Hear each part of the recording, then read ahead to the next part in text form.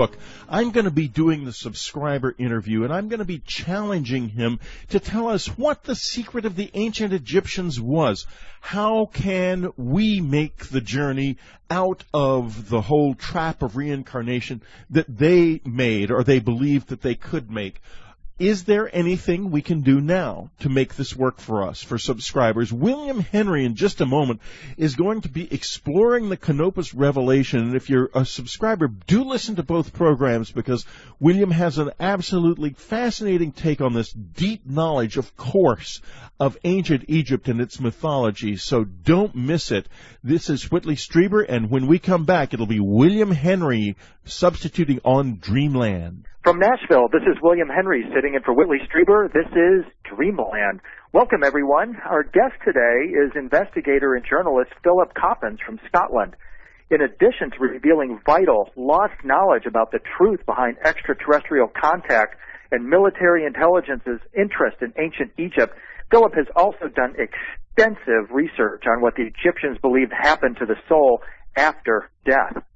To top it off, he writes about the myths and secret history of Rennes-le-Château, the real secret history. He writes about Rosslyn Chapel and much, much more of interest that we'll get into today. He recently appeared at Dreamland favorite guest Andrew Collins' Questing Conference along with Graham Phillips, another Dreamland contributor, where Philip introduced his new and important work, the Canopus Revelation, Stargate of the Gods, and the Ark of Osiris. Are the secrets of the Gate of the Gods about to be revealed by modern science? Let's find out. Philip, welcome to Dreamland. Thank you very much. Hey, great to have you here. I really thank you very much for taking time to speak with us. I really appreciate it. And in reading your bio, Philip, it looks like you've had a lifetime interest in esoteric studies and enigmas of the past. As you're a new guest, could you just talk for a moment about how you came upon interest in this area and what provokes you to continue today? I can. It started off about around the age of 18, when I think, like so many other people in this lifetime, you kind of like have to figure out what you want to do with the rest of your life. And I didn't really know, I think, much like any other 18-year-old. So I thought about what I could do, and amongst the choices which I probably didn't consider doing was journalism. So I started doing some kind of like, what kind of journalism would I do? And again, of all the options available, the ones you don't think about are the ones you end up with doing. So I did a bit of investigative journalism, did a bit of local newspaper material, and I got involved into what I would call investigative journalism surrounding the Kennedy assassination and all of those things. And this was the early 1990s when a guy called Bill Cooper, if I remember correctly, started saying a few big tales about why Kennedy was killed, and it involved UFOs, it involved secrets about extraterrestrials, it involved something which he referred to as the Roswell crash, and I'd never heard about. And from there, well, my life just went, what my parents would probably think is a completely wrong way, but what I think is a very funny way, and that's where I am at the moment, in between bypassing such things as Eric von Däniken's Ancient Astronaut material, Temple of Revelation, Stargate Conspiracy, and in recent years a few of my own books. Right, yeah, I wanted to touch on that, Philip, too, the fact that in 1999 you were the principal researcher for Lynn Picknett and Clive Prince's The Stargate Conspiracy, a very controversial book which blew the lid off current politicians' apparent obsession with ancient Egypt and Mars and a possible alien agenda behind politics. Astounding book again. And in your view, do you think Egypt is still the prize, so to speak? Is Egypt still in play? I think it's more than that. I think it's got to do with the relationship of politics and magic. And in magic, which goes far way back beyond ancient Egypt, you've got the concept of how to control the world through magic, how does the world work, access to other dimensions, access to different knowledge. And ancient Egypt is just one component of this. What we didn't go into the book was how in France at the very same time you had people who started doing exactly the same thing, but there you don't have the emphasis on 9 ancient Egyptian deities. You've got the 9 Templars, So in France, you've got the Argenie revival.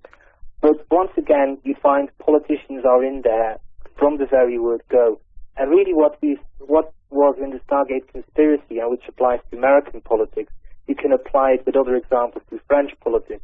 And you can, I think, in the history of Rennes le Château, you see examples of how, for example, in 17th century France, people tried doing the same thing, but, within a different concept. So Egypt still is a prized possession, but it's not that we should overemphasize on Egypt. And I think what the Stargate conspiracy tried to do was say exactly that. If you just focus too much on Egypt, you will end up doing some pretty nasty, pretty self-indulgent, pretty, should I say, stupid things. Yeah, and of course, since the publication of the Stargate Conspiracy in '99, we've had the dramatic moves that the U.S. military and the coalition has made in Iraq, and it appears that it isn't just Egypt, that in fact it really is the entire Middle East that is the concentrated focus of these magicians. And can you, off the top of your head, think of any examples of where this magical worldview is evident in contemporary politics, say within the past year, or anything that's at work right now? It's a tough question. I think it's always bubbling underneath the surface. When you look at how people like, just for example, British Prime Minister's wife, Cherie Blair, is interested in things which have got to do with what we would call New Age, but it's kind of like, well, why is she rushing so often to these astrologers? An example, Princess Diana, which is so tabloid, people fail to perhaps see what it's like, but she also rushed to these astrologers. It seems that almost, are they just stupid, or are they actually aware of something more, and are they trying to get that out, if you want, as a guidance to their life? And if you look at, not on a magical sense, but if you look at the politics of George Bush, and even though he then denies it, then underlines the fact this mission of Gotting is very similar to what the magicians of Argenie or his predecessors, including probably his father in the 1970s, were involved with. They have this sense that they are not just mere mortals, and that they're just doing what they think is best. They always feel that they are pawns in a much larger game in which God or God are there, and they try to follow God's orders, if you want, to try to find out what the bigger plan, which isn't visible in this world, wants them to do. Great. Yeah, well, I really appreciate you commenting on that, Philip, because, again, I thought the Stargate Conspiracy was an important work, and you were the person behind that driving the research. At least that seems to be the credit given to you in the book, and so thanks for bringing us up to speed on that. Recently on Dreamland, we've been discussing quite a bit about what I call Stargate myths, mysteries, and metaphysics. And one of the topics that we certainly want to talk with you about as we continue is this concept of the star Canopus as the stargate to the afterlife realm of Osiris in ancient Egyptian religion. And in fact, you go on to describe Canopus as a sort of transformation station where Osiris was transformed into a super god.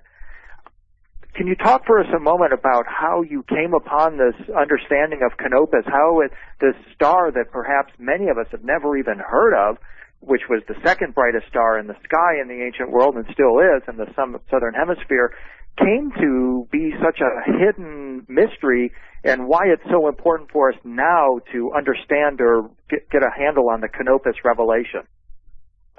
Yes, I mean, first of all, I think we can't take the Canopus as a stargate literally. It's a symbolism. It's, the Egyptians used Canopus as a symbol to describe how what happened to the soul once the soul died. So it's a symbolic stargate for something which is much more personal, which happens on a metaphysical level when you die. Now, as to why it got forgotten, I have no idea.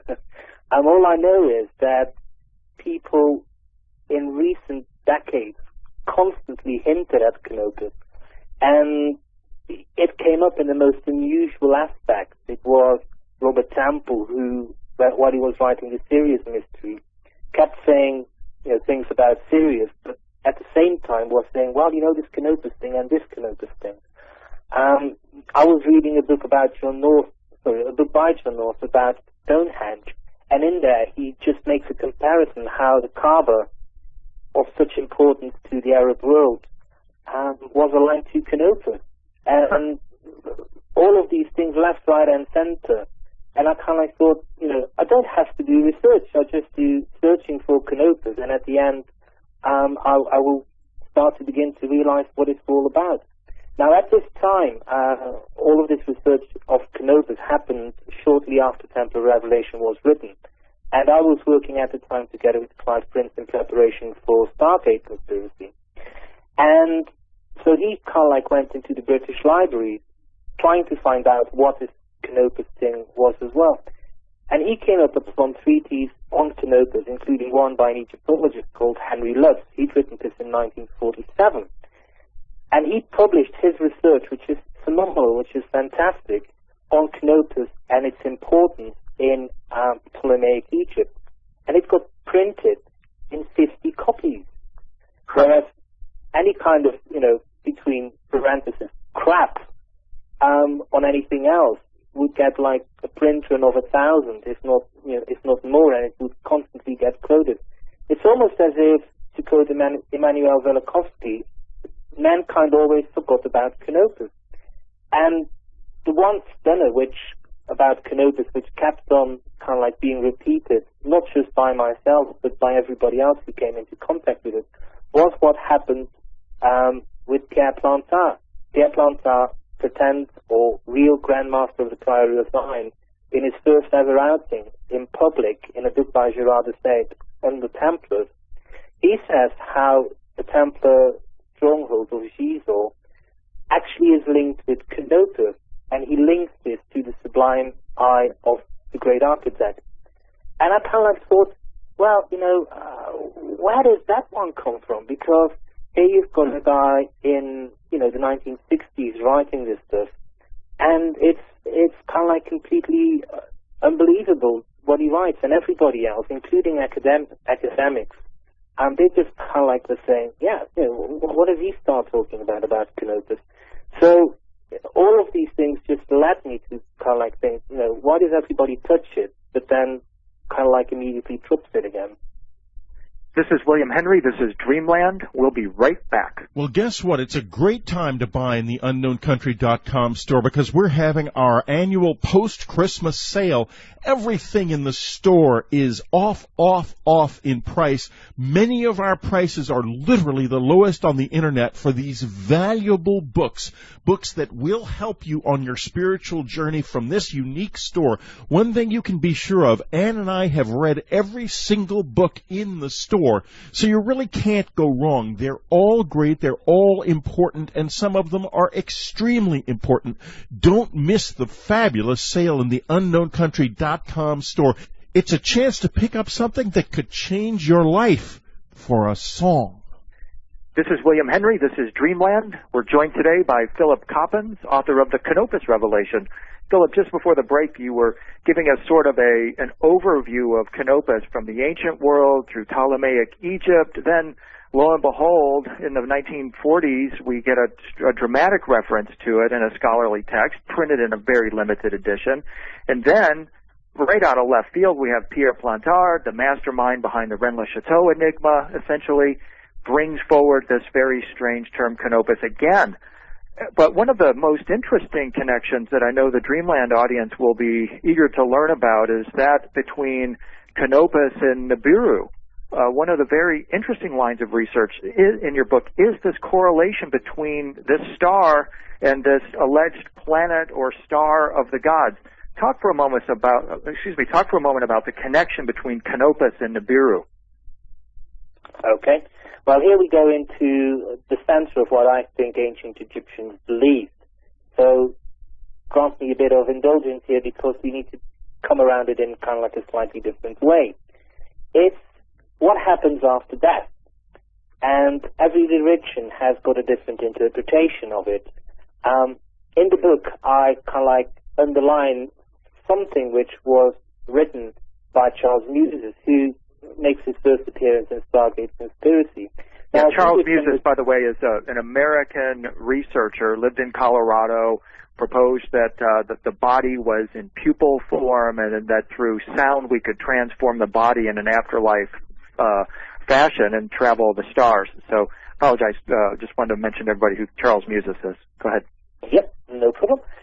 So he did some research on what he found in Turin Museum on the coffins dating from ancient Egypt. And he came to the conclusion, in short, that the ancient Egyptians believed in three possibilities of what happened after that. One, reincarnation. Two, just staying in this state of not being incarnated, but not necessarily much else happening either.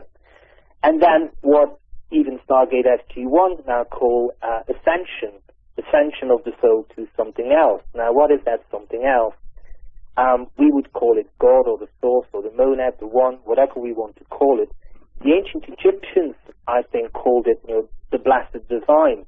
And I think, if you look at what the Sumerians talk about it, I think this is where the Nibiru, this other world, this divine abode where the gods are, where you can join the gods, that this is all what ascension really means.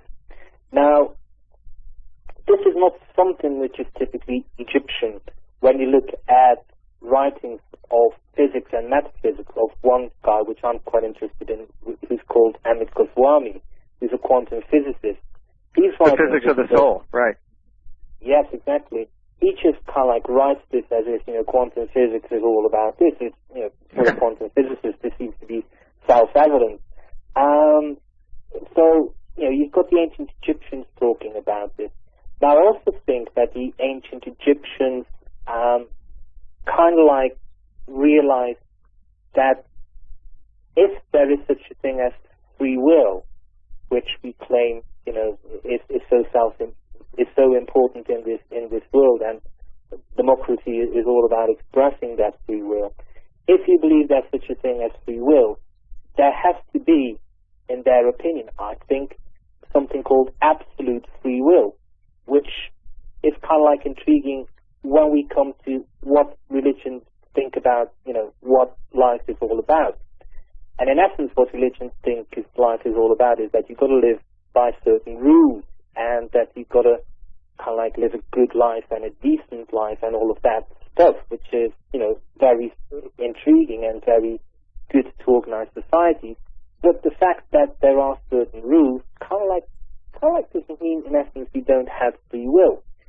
So I think that's where, and now we're back with the magicians, I think that's where the free will comes in. I think the ancient Egyptians kind of realized that there were shortcuts into getting into this afterlife, into this blessed realm of the gods, and that, it just didn't have to happen like the cycle of reincarnation until only the good would ascend to God. I think they just kind of thought, well, if there is such a thing as absolute free will, that means there's an absolute free will as well, and that upon that you can just join the gods in afterlife. Yeah, so, you bring up Go ahead, I'm sorry. No, I'm finished.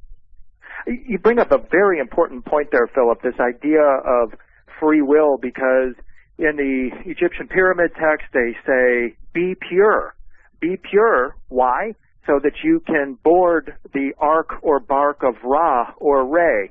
And then in the Gnostic Pistis Sophia, Jesus responds to a question posed by Mary Magdalene by saying, don't do anything except find the cleansing mysteries that will purify you and transform you into a being of pure light so that you can inherit the light of my kingdom. And that's what you seem to be saying here, is that it wasn't just a state or condition of the heart that guaranteed entrance to the afterlife, but it appears that there were formula involved, perhaps, obviously, magical or spiritual techniques. Have you come upon any particular references to that in your research on Canopus? There are a few scattered references in the book. Most of that material I haven't included because, it's magic, and it's difficult to put in even another layer in a book which is already quite jumping from one subject to another. But just, when you look at the ancient Egyptian Book of the Dead, you will find, when you read it, and you just say it out loud, it reads like a magical incantation. It constantly repeats, say this, say this, say this, say this, repeat this, repeat this, repeat this, repeat this. It's what magicians still do, this constant talking, this constant saying, this constant uttering of the same words. And, you kind of wonder what, if it's not magic, what, if these Book of the Dead were read to the Pharaoh, kind of after, you said it 5 times now, I get you. But no, these priests keep on repeating it, and the only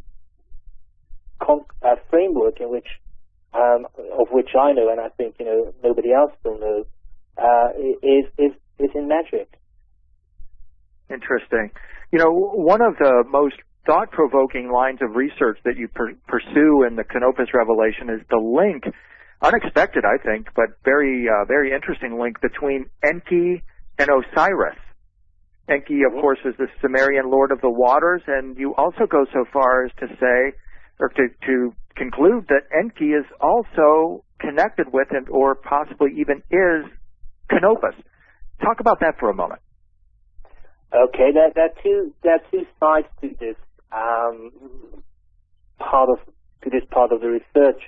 One of them is Enki and Osiris, and I think I've forgotten his name, but he's referenced in the book. I thought it's Michael Rice. He is one of those people who draws comparisons between ancient Egypt and Sumeria. It's something which people like Zacharias Sitchin are intrigued about as well, is whether these myths are identical or whether they're completely different. Now, most Egyptologists say that they are completely different. And, let's not argue with them, because they do agree that even if they're entirely different, they are identical in just one aspect, and that is in Osiris and in Enki, and in all their attributes. Osiris in his form as happy as the Nile god, Enki in his characteristic as a water deity as well, and the list kind of goes on. So that's kind of really the main thrust of this, that there were ancient Egyptologists as well, but that Egyptologists in general have kind of identified that Enki and Osiris share something which truly means that, at least that aspect has to come from a common source, or, you've got the most amazing coincidence in the ancient world that two cultures just independently come up with a deity and then give him all identical attributes. Right. Many of our listeners know, and if they don't know, they should know that Enki, according to Zacharias Sitchin, was the genetic engineer who crafted the human body into its present form. And it's interesting that science now shows that high-energy cosmic rays stimulate human evolution and may even cause spontaneous mutation. And what I'm wondering, Philip, is it possible that Enki as Canopus is a force or a vibration from Canopus made flesh? In other words, the light, the sound or vibration even from Canopus may somehow have influenced human DNA in the ancient past. And I wonder, did the ancient Egyptians talk about this? Did they possibly know this for a fact? Impossible to tell at the moment. I would like to answer that slightly more generally, in the sense that we know that in ancient cultures certain monuments were aligned to the sunrise, and that this was a very religious experience for them, that people wanted to bathe their body in, for example, the sunrise of the midsummer solstice or something like that. We've got other examples whereby sometimes people try to do this with the light of Venus, or if you look at the Kaaba, perhaps Canopus. We know that in ancient Egypt, certain parts of the Temple of Karnak, which is of course the biggest temple ever built, that these certain sections were directed towards Canopus. Now, we know that people wanted to bathe in the light of the sun, that they wanted their body to be touched by the sunlight. We know that temples were built with canopus, so you might imply that it's the same thing.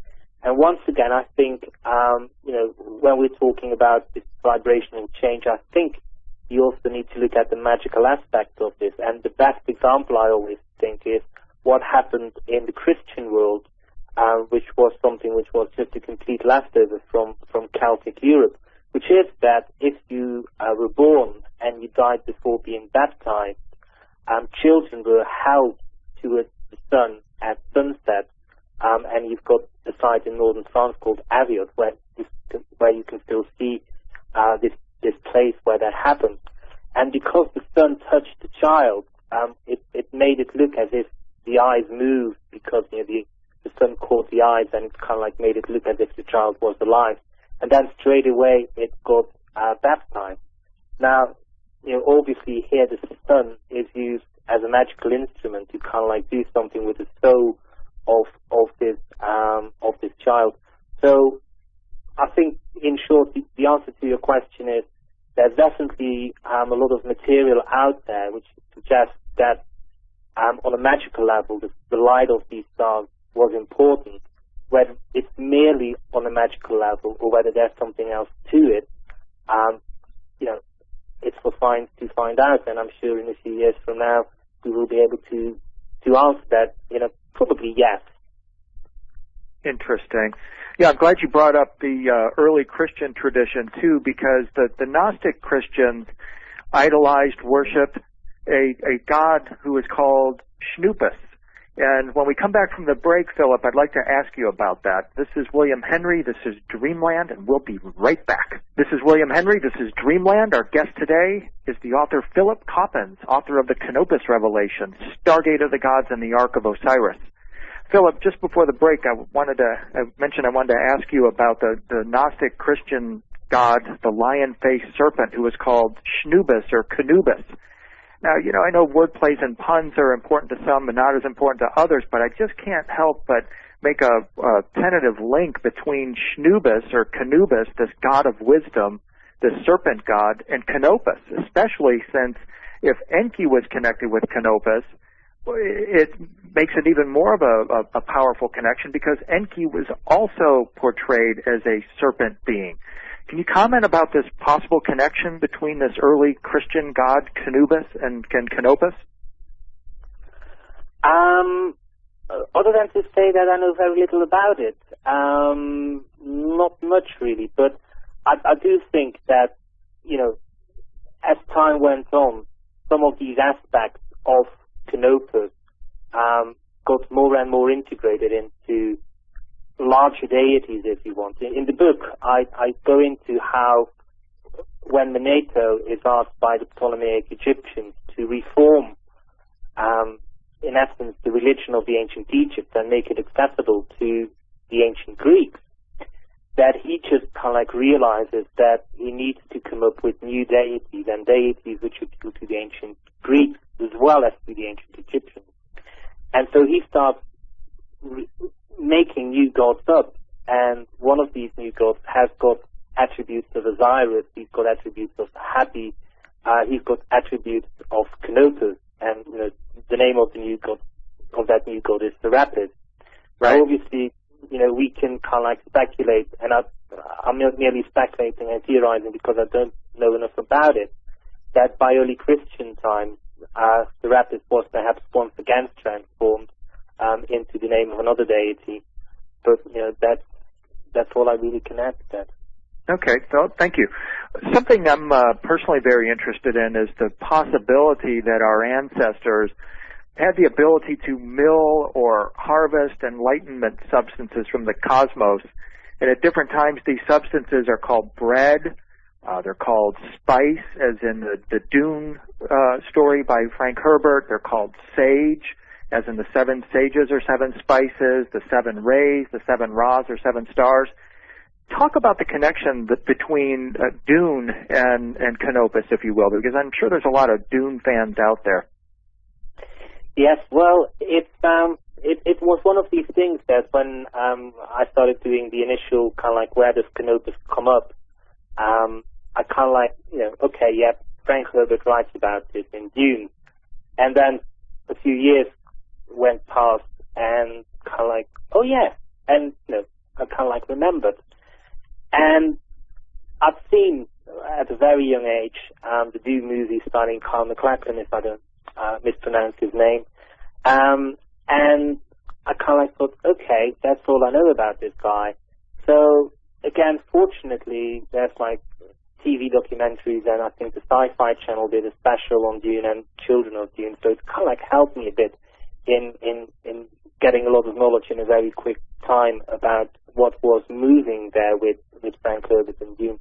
But in essence, the story is that Frank Dune writes about a planet circling a star, which he says is Canopus, and that this planet is unique. It's a dune star, it's a sand star, and on this planet is a spice which spans time and space, and certain people have taken this and they have become transformed, and this is then what becomes known as the Guild of Space Navigators, if I'm not mistaken.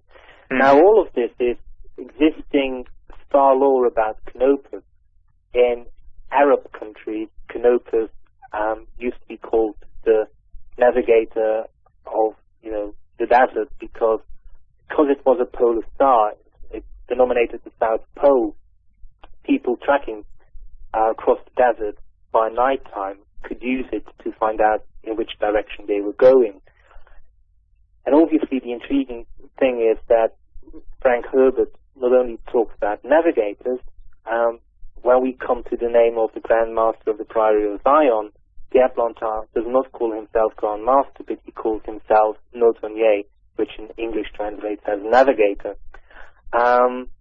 It's an amazing coincidence, which, kind of like Canopus seems to stretch the boundaries of coincidences even further, that Frank Herbert came across this all by accident. Yet, in the very little material I have read about his personal life, he just seemed to be saying that he didn't really have an esoteric interest, and then all of this came to him by accident. But then so many things of great writers seem to come to them as if by divine choice. And actually the word which was on the tip of my mouth was divine seeding.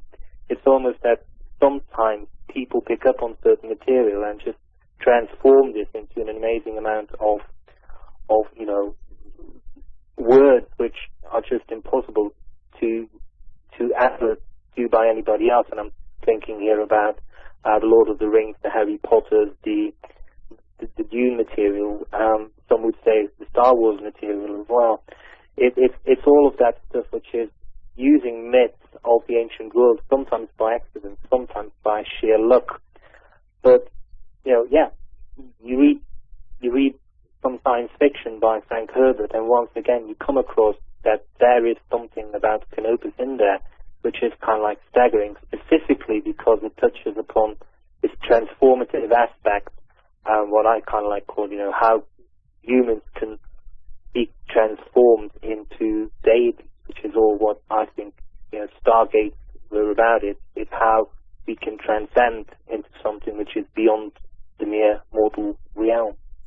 Yeah, isn't that finally taking us to the apex of what this incredible body of mystic literature that surrounds Canopus is actually pointing to, and that is the potential for the transformation of the individual. It seems that each of the steps that we follow, Philip Coppens, Frank Herbert, we follow the ancient Egyptian references, we follow those of Enki, a common denominator in all of them is this insistence that not only can we, but we must transform.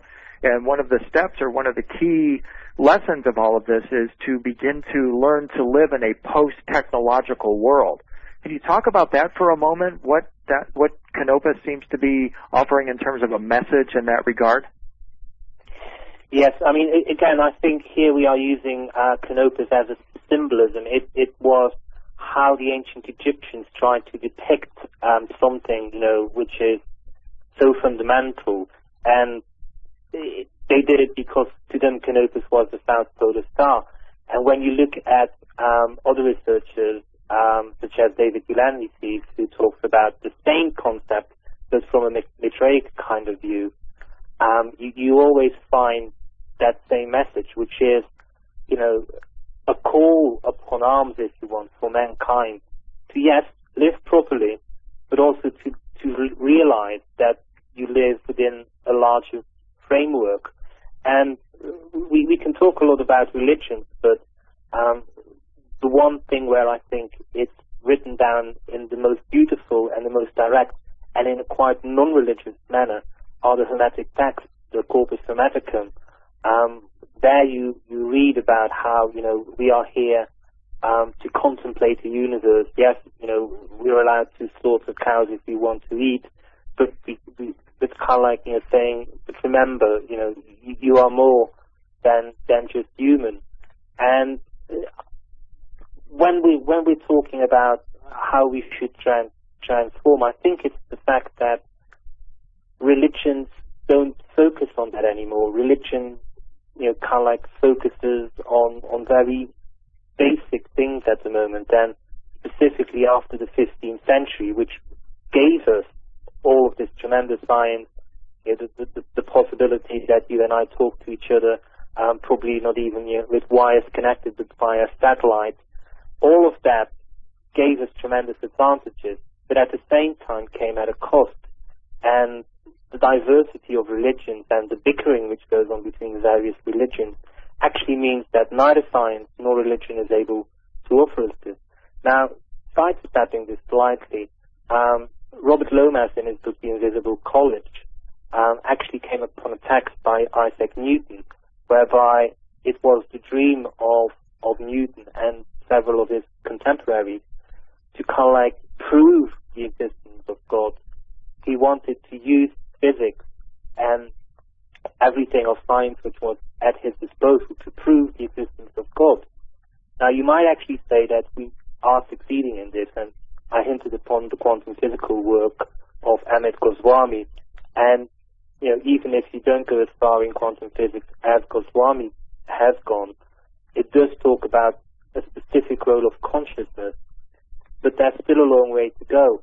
And I think, if anything, that us letting go of our old materialistic self, if you want, will happen gradually, as long as these things will grow and keep on growing, as young children will no longer learn the old physics of many centuries ago almost, but will start to learn quantum physics as from the age of 12 onwards. And sure, there can be paradigm shifts in which certain things will take a giant leap forward, but if that doesn't happen, I'm sure that on a gradual process we will still go in the right direction. I totally agree, Philip, and I think that we're on the verge of discovering or rediscovering the primordial sacred science of the gods. And as you note, and others have noted, including myself, modern physics and ancient symbolists use the exact same symbols. I mean, Stargate and wormhole symbolism is rampant in ancient temples. How would you explain that? Very difficult, but I think, the best way in trying to answer that is by quoting Carl Gustav Jung, who talks about archetypes. And here we've got something, which is at the very heart of so many things, including the entire UFO phenomenon, which people are becoming more open to its other possibilities. It's got to do with the fact that, yes, there seems to be something inside of us, inside our mind, which just kind of like by a click of the finger seems to open us to a new possibility. And, yes, when I saw the depictions of the Maitreya cult, which is literally a circle with writing on it, and you look at depictions of Stargate SG-1, the television series, they're identical. Yeah. Have you had any contact with any of the writers of the Stargate series and the movies? No, not at all. Yeah, I'm very curious about them. I haven't either, but they are clearly drawing from some of the profound well that you're certainly drawing from as well. one of the concepts that I was most curious to ask you about too was this. You mentioned it in the Canopus Revelation, is this whole idea of shape-shifting and of dual beings. Could you talk for us for a moment about what you found in this concept of humans as being more than human and the symbolism of the dual beings, including the mermaid and other beings? Yes. The shape-shifting stuff is partly just shamanic. It's, probably quite well known to a lot of your listeners. However, there's something else, which is the fact that the ancient Egyptians said that we had more than just one type of body, and they kind of like, we could kind of like say, okay, yes, they thought about the spirit, so that's probably one. Perhaps the astral body, that's probably two. Physical body, that makes it three. Well, guess what? The ancient Egyptians thought there were at least seven. So where did the other four, come from and go to? So it's that kind of thing. It's got to do with what we call ghosts. Ghosts. What kind of energy is that? It's not something of what I would call the astral body, not definitely the physical body. Doesn't seem to be very much like the spirit body either, but nevertheless, people who feel and see presences of both, there is something there. There is some type of energy there.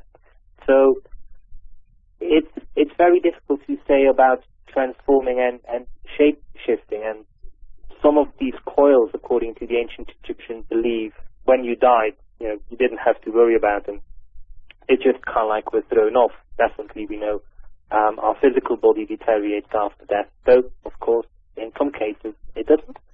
And it's got to do with all of these interfaces between conscious shape shifting, what shamans did in rituals, in their almost day-to-day activity, and there you get the form of the man changing into a werewolf, or the man changing into an eagle, or just any other animal. But then at the same time, you do find that your own body, once again according to ancient Egyptian doctrine, but definitely not unique to ancient Egyptian belief, had so many other aspects to this. Yeah, and in conjunction with these dual beings, I've been intrigued by the appearance of gateways, or of beings that are standing in gateways or portals, and you begin to develop this concept that these are some kind of a vibratory doorway, if you will, and that perhaps this shape-shifting or the dual being was a part of them that was created in order to go through one of these tuned initiatory chambers, if you will. Talk about that in connection with these gateways. What do you feel is going to be, as we embark upon this quest now to, in fact, try to duplicate the feats of the gods and perhaps design gateways for our future, what's it going to be like in terms of humankind and the interface with those gateways? Any ideas? Let me take it to a very personal, individual level, whereby we kind of like know that when people die, they have what science is now calling near-death experience. But in essence, it is the death experience. It's just that these people are pulled back from death. So it's near-death isn't kind of like a good term. It's the death experience as told by people who returned from it.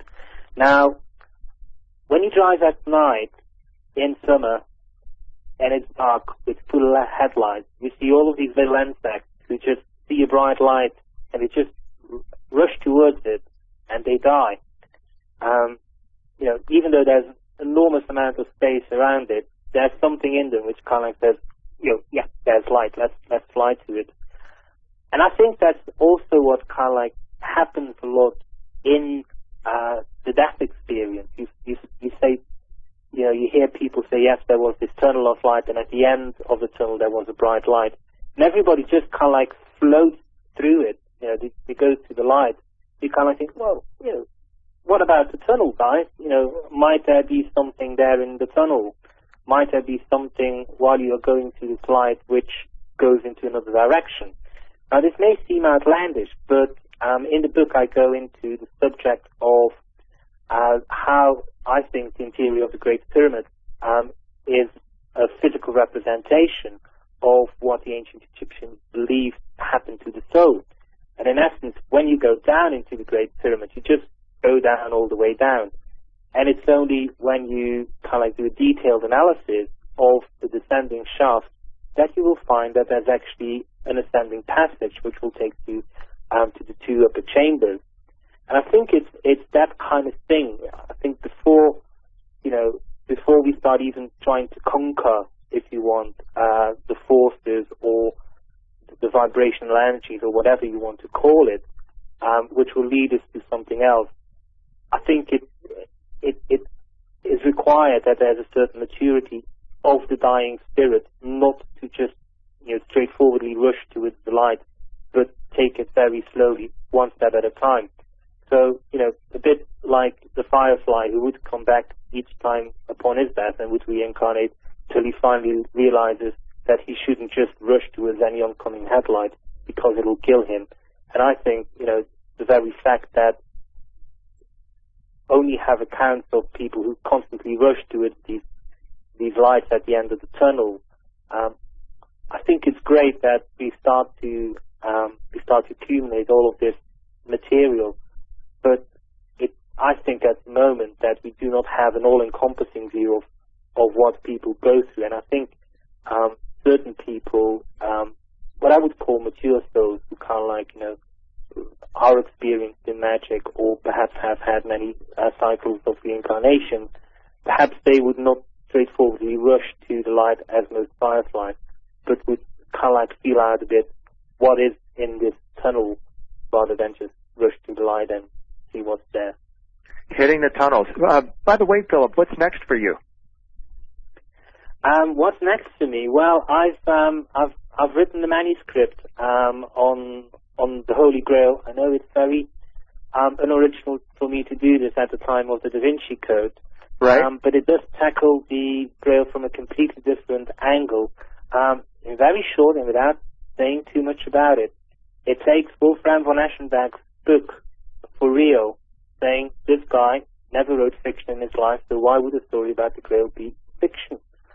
And all the names in his book, like Enfortius or Percival, I've been able to tie with real life characters who live, in a real world, and the relationship that Wolfram gives in his novel, between parentheses once again, quotation marks, those relationships, those family relationships, come out one for one in the real characters. And yes, the people who in real life, of which the story is written, yes, they did have something to do with the Grail. Very interesting. So you're able to match them with real historical figures. That'll change things. We talked about Rennes-le-Château a couple of times, and I can tell that it's a source of great passion. Where's that Rennes-le-Château story going? Do you think that the Da Vinci Code is having a positive effect on the revelation of the secrets, or do you think that maybe that it's just going to serve to further burying the real history there? I think it's good that the Da Vinci Code was written, and the impact it has had is just phenomenal. I wouldn't specifically agree with Dan Brown on all points, but then I think Dan Brown will be the first to say that it's fiction. As to the subject of Rennes-le-Château, I think he's made it more difficult, because even though he doesn't talk about Rennes-le-Château per se, he does talk about the big theories, the Henry Lincolns and their Holy Bloods and Holy Grails, and in which he kind of like argues that the secret of Rennes-le-Château has got to do with the bloodline of Jesus Christ and Mary Magdalene. I don't think that's the case. When you look at what Pierre Plantard believed, he didn't go on about it. Only very late in life, many years, I think about 7 years after Henry Lincoln had gone for the bloodline theory in his book. This Plantar kind of like, not endorse the bloodline thinking, but kind of like started mentioning it a bit. But it wasn't about that at the beginning. It all had to do about trying to figure out what Sonia in Rennes-le-Château had been doing. And I actually think that the mystery of Rennes-le-Château is not so much the mystery linked to the place, but has all got to do with the mystery of what the village priest, Berenger Saunière, was involved with. And actually, when you look at that, you actually find that Saunière most of his time tried to be somewhere else than Rennes-le-Château. He was in various other places trying to do research, trying to meet people, talking to families. He just had the unfortunate accident, if you want, that his work was in Rennes-le-Château, so he had to spend a certain amount of time in the village. But I think at the core, it's about Saunière, not about Rennes-le-Château. And, well, Philip, I hope you'll come back in the future and talk with us about your research into the Angel Society and some of the other aspects of Rennes-le-Château. And I certainly want to thank you for joining us today. It's been a real pleasure to talk with you. And this is Whitley Strieber. Next up, Linda Moulton Howe. You're about to experience something that you just can't get elsewhere. Emmy Award-winning science reporter Linda Moulton Howe reporting on the absolute leading edge of science discovery and the true mysteries of the unknown. Don't miss her website, earthfiles.com, the one science website that tells you the secrets and gives you the facts that others dare not. earthfiles.com. This week, the first of a two-part report on the experiences of Bruce Maccabee, renowned UFO researcher and physicist, with a man known only as Hawk, a UFO whistleblower with official connections, or is he? Here she is from Albuquerque, Linda Moulton Howe. Thanks, Whitley. Some of the startling facts that are emerging from research about the V-2 rocket history at White Sands Proving Ground in the late 1940s are New Mexico and Texas and other newspaper headlines about what was called, quote, peculiar phenomena, unquote, that were interfering with those early rocket launches. The peculiar phenomena were causing the rockets to veer off course.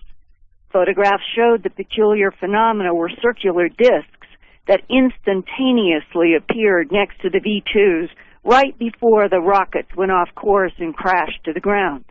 General Nathan Twining even referred to the discs as an enemy weapon system, according to government insiders who have leaked information in the past 10 years. That was not known to those 1947 newspaper reporters. They also did not know that the Truman administration had secretly ordered the American military to shoot down the disc technology. United States pilots tried shooting at many of the discs, but there was retaliation. The retaliation included plane crashes and reports of beams that could capture a plane and pilot in midair and cause them to vanish. According to off-the-record testimonies and leaked documents, such midair captures were even watched on radar. Now, for the first time, UFO investigator Bruce Maccabee, Ph.D., who has worked more than 30 years as a research physicist at the U.S. Naval Surface Warfare Center in Dahlgren, Maryland, is reporting information that he learned from an American Air Force officer in late 1985 to early 1986, and that information includes American aggression against a UFO and retaliation. Dr. Maccabee and I know the true identity of this source, but at the present time, the man will be called Hawk. In the late 1950s, Hawk became a weather officer for the U.S. Air Force.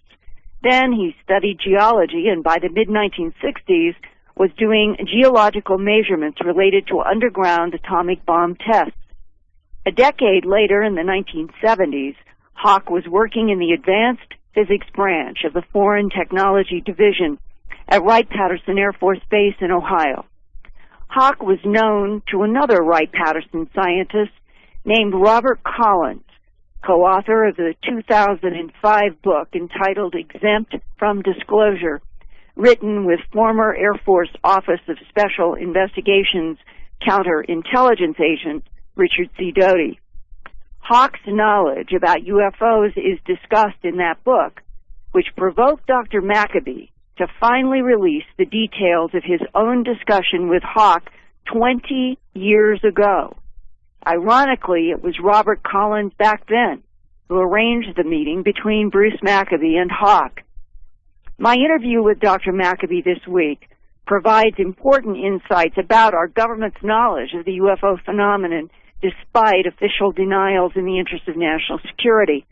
In order to provide Dreamland listeners as much of this valuable information as possible, I am reporting in two parts, beginning this week and continuing in next week's broadcast.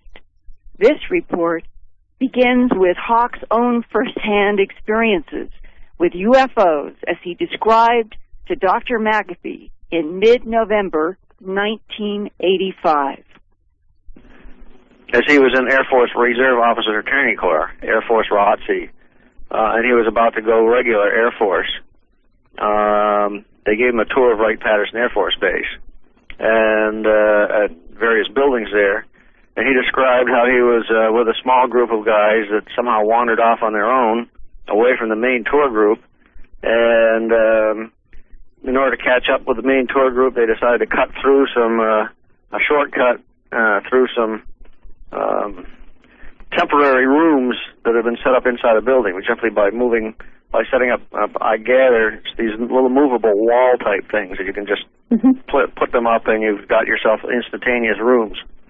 And so they're going through one and they find some models of craft there, various types of, I guess, conventional aircraft and some that were far out like a flying wing, and then I believe he said there was a cigar shape, but also what attracted him was a disc-shaped thing. One or two discs that were very carefully made out of wood. Now, when he described it as being a pancake-shaped disc craft with a tail coming up in the back, what popped into my mind was the picture that's in Case 10 of Special Report Number 14 by Project Blue Book and the Battelle Memorial Institute. Case 10 is a report of an object seen by 5 witnesses near the road, who were fishing the Rogue River in Oregon in May of 1949. And two of the guys worked for the Ames Research Laboratory in San Francisco, where they did aeronautics research of various types.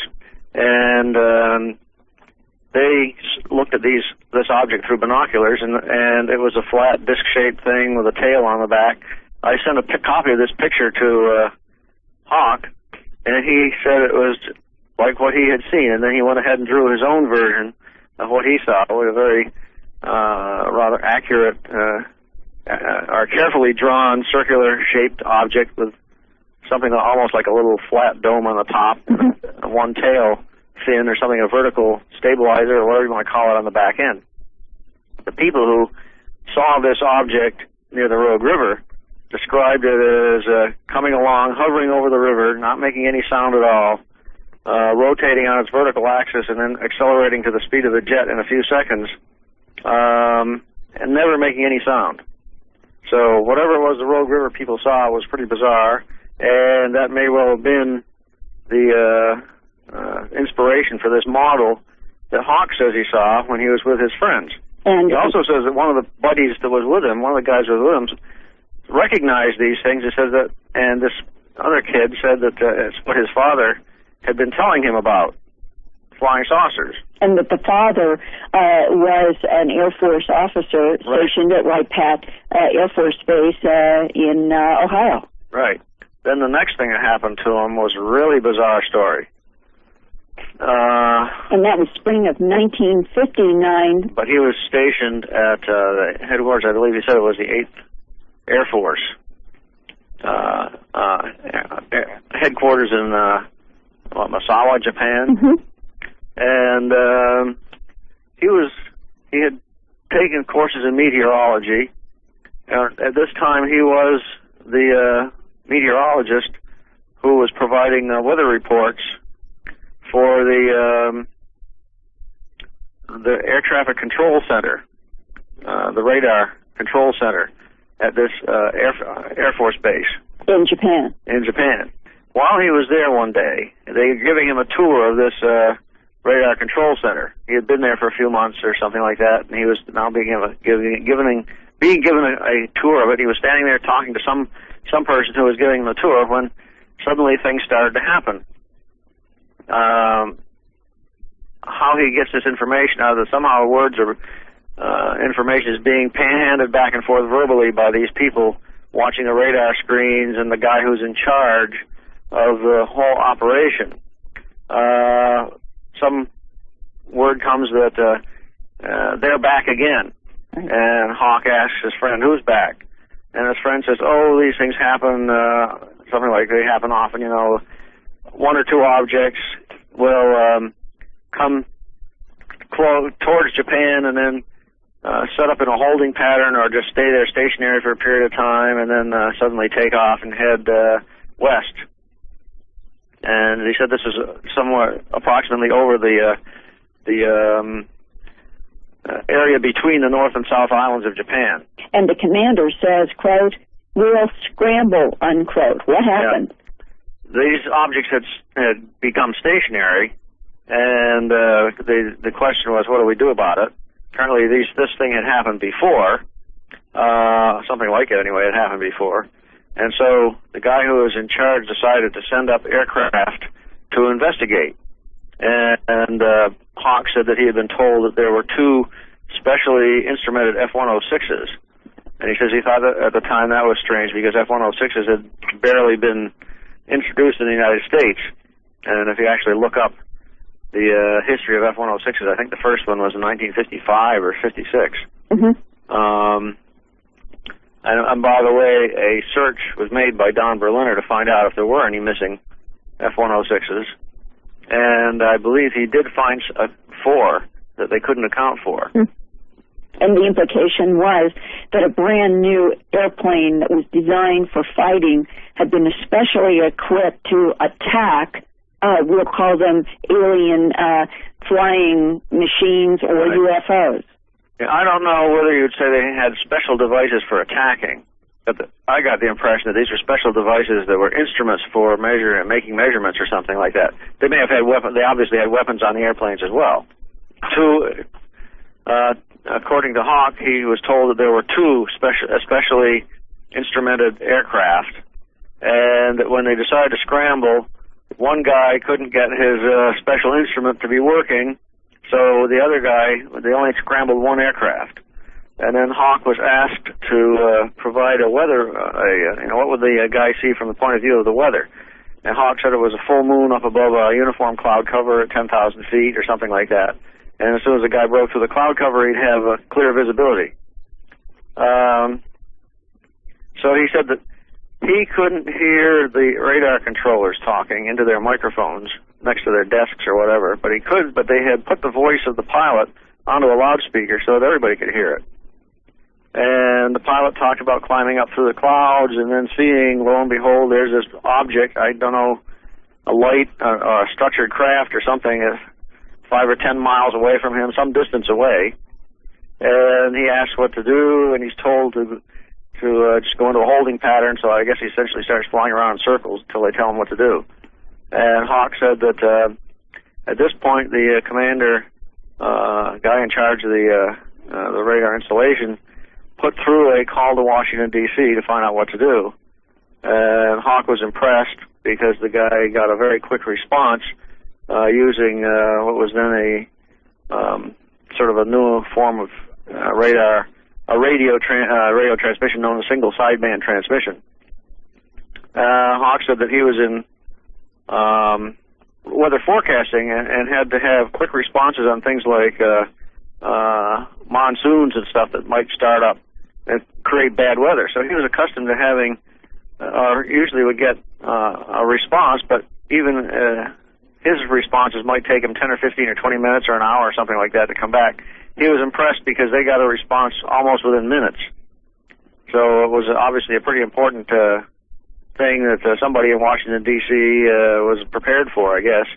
Anyway, the word came back to roll in and basically attack this object, which basically meant he was now heading towards this object, and he was firing all his missiles, however many that might have been. I presume they were early versions of the Sidewinder missile, which is a heat-seeking missile.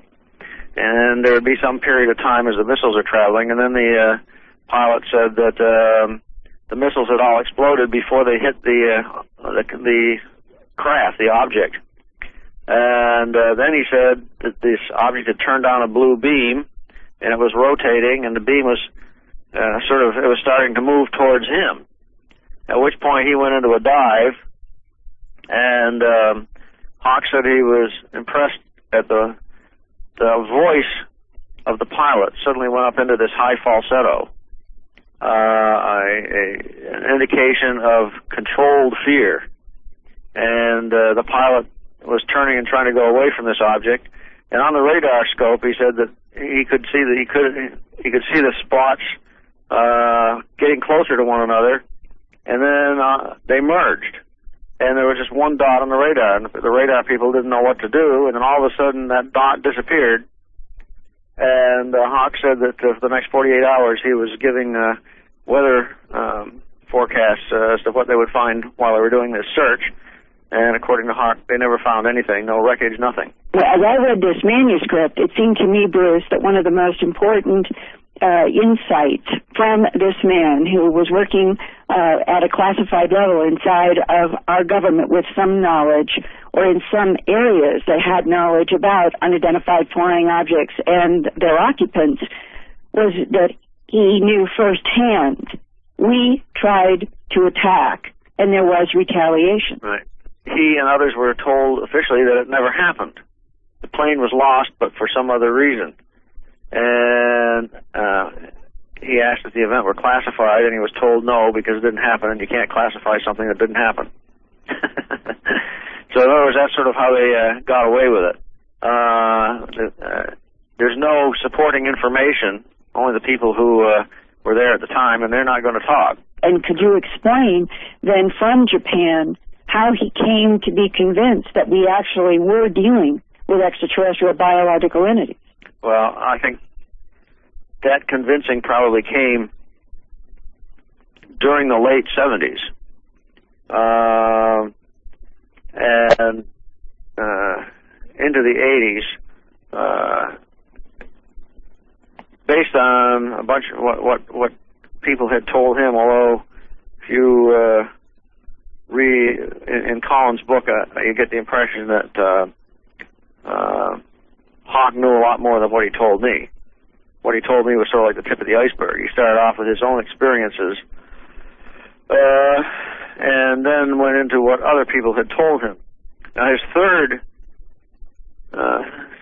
semi-direct personal experience occurred in the middle 60s, when he was at a conference in Albuquerque. My understanding of the conferences had to do with his geological work in monitoring these underground nuclear explosions, often called UGTs, underground test. He was at a conference there, and with a buddy of his, he and some other people were invited to go to a facility southeast of Kirtland Air Force Base, and I believe that the buildings are still there, a facility where they did nuclear tests on animals. And the way he described it was they would have these animal pens around this area in this facility, and they would take them into a building where they would put the animal in a room, and then they would have a radioactive source of nuclear radiation that was in a underground vault to minimize the radiation hazard to people who worked there. Mm-hmm. After the animal was inside this presumably radiation-shielded room, they would then bring up this, raise the source of radiation up to the point where it was irradiating the animal for some period of time, and then they would put it back down under the ground. And so he was invited along with some other guys to go and see this facility. And he went there, and he described how the various men had various rankings and degrees and so on. And while his group was there, they noticed that there was another small group of guys from the Navy, and he said that they were saying, you think that the Air Force guys have a lot of degrees and so on. The guys in the Navy, they have several doctorates. They are doctors. They have PhDs. They have other degrees and so on and ranking. And somebody asked, why do they need all that, all those degrees to do whatever it is they're doing? And according to Hawke, the reason was because they were working on aliens. Extraterrestrial biological entities. And Hawke says the word goes around that must be bullshit.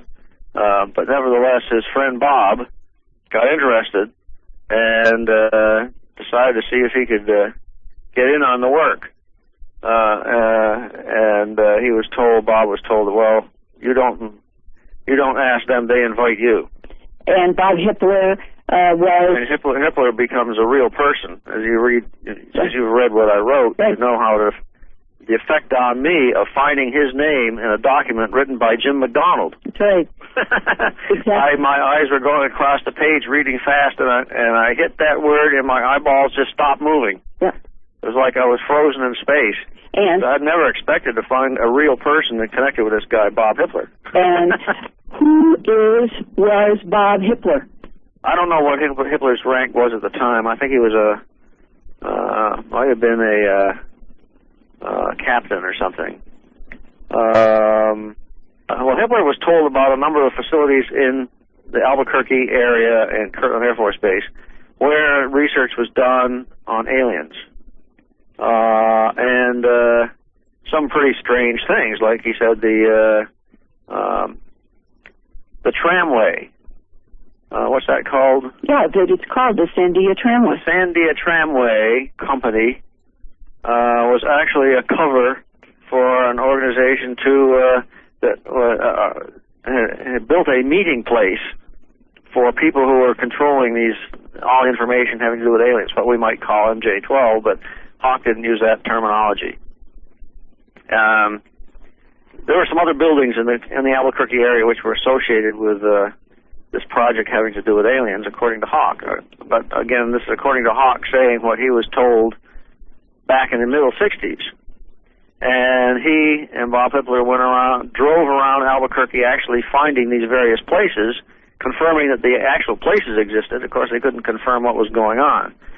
But so after this conference was over, Hippler and Hawke went their separate ways. And it was some couple of years later, I believe, according to Hawke, he ran into Bob Hippler and said, did you ever get that job that you wanted, whatever it was Hippler wanted to join this work on aliens? He recalls Hippler saying, and he recalls it because Hippler said it 3 times, I'm now a member of the real Project Blue Book. I'm now a member of the real Project Blue Book. And once again. And so Hawke remembers him saying it 3 times. He didn't know what Blue Book was, but he remembers Hippler referring to it 3 times and saying it was the real one. The Jim McDonald that Dr. Maccabee references was Dr. James E. McDonald, the senior physicist at the Institute for Atmospheric Physics and professor in the Department of Meteorology at the University of Arizona in Tucson. Throughout the 1960s, Dr. McDonald interviewed hundreds of UFO witnesses and uncovered many government documents related to the phenomenon. He testified before Congress during the 1968 UFO hearings called by Congressman Gerald Ford. Dr. McDonald was highly critical of the United States Air Force's Project Blue Book. Dr. McDonald and serious UFO investigators thought that the University of Colorado Condon report associated with the public Project Blue Book was phony, a government attempt to whitewash the real phenomenon, the real Project Blue Book. Now, Dr. Maccabee has reinforced that contention with Hawke's revelation that there was another real Project Blue Book. There were 2 Project Blue Books, a phony one to keep the public and media away, from the real Blue Book investigation. Next week on Dreamland at Last, the truth behind Project Blue Book revealed. I didn't really know, I think, much like any other 18-year-old. So I thought about what I could do, and amongst the choices which I probably didn't consider doing was journalism. So I started doing some kind of like, what kind of journalism would I do? And again, of all the options available, the ones you don't think about are the ones you end up with doing. So I did a bit of investigative journalism, did a bit of local newspaper material, and I got involved into what I would call investigative journalism surrounding the Kennedy assassination and all of those things. Now, this was the early 1990s when a guy called Bill Cooper, if I remember correctly, started saying a few big tales about why Kennedy was killed, and it involved UFOs, it involved secrets about extraterrestrials, it involved something which he referred to as the Roswell crash, and I'd never heard about. And from there, well, my life just went what my parents would probably think is a completely wrong way, but what I think is a very funny way, and that's where I am at the moment, in between bypassing such things as Eric von Däniken's Ancient Astronauts material, Temple of Revelation, Stargate Conspiracy, and in recent years a few of my own books. Right, yeah, I wanted to touch on that, Philip, too. The fact that in 1999 you were the principal researcher for Lynn Picknett and Clive Prince's The Stargate Conspiracy. A very controversial book which blew the lid off current politicians' apparent obsession with ancient Egypt and Mars and a possible alien agenda behind politics. Astounding book again. And in your view, do you think Egypt is still the prize, so to speak? Is Egypt still in play? I think it's more than that. I think it's got to do with the relationship of politics and magic. And in magic, which goes far way back beyond ancient Egypt, you've got the concept of how to control the world through magic, how does the world work, access to other dimensions, access to different knowledge. And ancient Egypt is just one component of this. What we didn't go into the book was how in France at the very same time you had people who started doing the level when you die. Now as to why it got forgotten, I have no idea. And all I know is that people in recent decades constantly hinted at Canopus, and it came up in the most unusual aspects. It was Robert Temple who, while he was writing the Sirius mystery, kept saying things about Sirius, but at the same time was saying, well, this Canopus thing and this Canopus thing. I was reading a book by John North about Stonehenge, and in there he just makes a comparison how the Kaaba, of such importance to the Arab world, was aligned to Canopus. And all of these things left, right, and center. And I kind of thought, I don't have to do research. I'll just do searching for Canopus, and at the end, I will start to begin to realize what it's all about. Now, at this time, all of this research of Canopus happened shortly after Temple of Revelation was written. And I was working at the time together with Clive Prince in preparation for Stargate Conspiracy.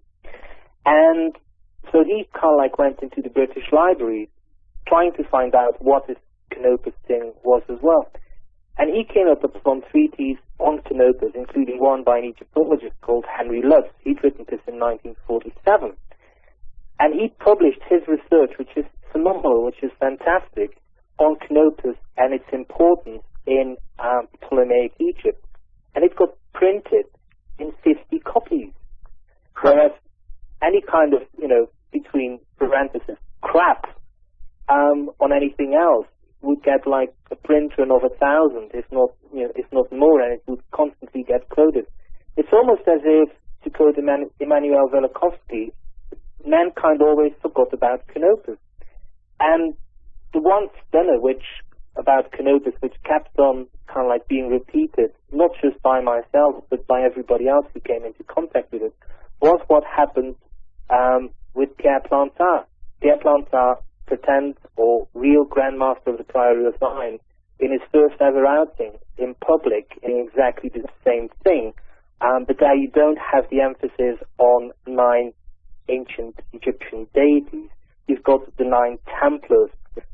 So in France, you've got the Argeny revival. But once again, you find politicians are in there from the very word go. And really what was in the Stargate conspiracy, and which applies to American politics, you can apply it with other examples to French politics. And you can, I think, in the history of René Chateau, you see examples of how, for example, in 17th century France, people tried doing the same thing, but, within a different concept. So Egypt still is a prized possession, but it's not that we should overemphasize on Egypt. And I think what the Stargate conspiracy tried to do was say exactly that. If you just focus too much on Egypt, you will end up doing some pretty nasty, pretty self-indulgent, pretty, should I say, stupid things. Yeah, and of course, since the publication of the Stargate Conspiracy in '99, we've had the dramatic moves that the U.S. military and the coalition has made in Iraq, and it appears that it isn't just Egypt, that in fact it really is the entire Middle East that is the concentrated focus of these magicians. And can you, off the top of your head, think of any examples of where this magical worldview is evident in contemporary politics, say within the past year, or anything that's at work right now? It's a tough question. I think it's always bubbling underneath the surface. When you look at how people like, just for example, British Prime Minister's wife, Cherie Blair, is interested in things which have got to do with what we would call New Age, but it's kind of like, well, why is she rushing so often to these astrologers? An example, Princess Diana, which is so tabloid, people fail to perhaps see what it's like, but she also rushed to these astrologers. It seems that almost, are they just stupid, or are they actually aware of something more, and are they trying to get that out, if you want, as a guidance to their life? And if you look at, not on a magical sense, but if you look at the politics of George Bush, and even though he then denies it, then underlines the fact that this mission of Gotting is very similar to what the magicians of Argeny or his predecessors, including probably his father in the 1970s, were involved with. They have this sense that they are not just mere mortals and that they're just doing what they think is best. They always feel that they are pawns in a much larger game in which God or God are there, and they try to follow God's orders, if you want. They try to find out what the bigger plan, which isn't visible in this world, wants them to do. Great. Yeah, well, I really appreciate you commenting on that, Philip, because, again, I thought the Stargate Conspiracy was an important work, and you were the person behind that driving the research. At least that seems to be the credit given to you in the book, and so thanks for bringing us up to speed on that. Recently on Dreamland, we've been discussing quite a bit about what I call Stargate myths, mysteries, and metaphysics. And one of the topics that we certainly want to talk with you about as we continue is this concept of the star Canopus as the stargate to the afterlife realm of Osiris in ancient Egyptian religion. And in fact, you go on to describe Canopus as a sort of transformation station where Osiris was transformed into a super god. Can you talk for us a moment about how you came upon this understanding of Canopus, this star that perhaps many of us have never even heard of, which was the second brightest star in the sky in the ancient world and still is in the southern hemisphere, came to be such a hidden mystery, and why it's so important for us now to understand or get a handle on the Canopus Revelation. Yes, first of all, I think we can't take the Canopus as a stargate literally. It's a symbolism. It's, the Egyptians used Canopus as a symbol to describe how what happened to the soul once the soul died. So it's a symbolic stargate for something which is much more personal, which happens on a metaphysical. Look, I'm going to be doing the subscriber interview, and I'm going to be challenging him to tell us what the secret of the ancient Egyptians was. How can we make the journey out of the whole trap of reincarnation that they made, or they believed that they could make? Is there anything we can do now to make this work for us, for subscribers? William Henry, in just a moment, is going to be exploring the Canopus Revelation. And if you're a subscriber, do listen to both programs, because William has an absolutely fascinating take on this deep knowledge, of course, of ancient Egypt and its mythology. So don't miss it. This is Whitley Strieber, and when we come back, it'll be William Henry substituting on Dreamland. From Nashville, this is William Henry sitting in for Whitley Strieber. This is Dreamland.